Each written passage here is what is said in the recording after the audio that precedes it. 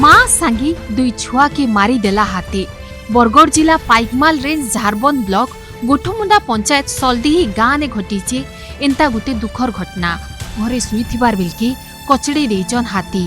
सूचना हिसाबे गाँवर विपिन बोरिया आ तांकर कुटुंबर लोग घर पछाड़े शुईथिबार बेलके हाथी आसीथिले।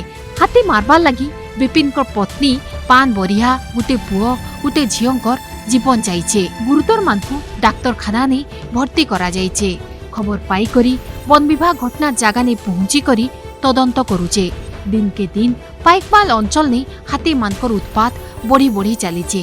बरगढ़ देखुथिले जोगिता साहू को रिपोर्ट।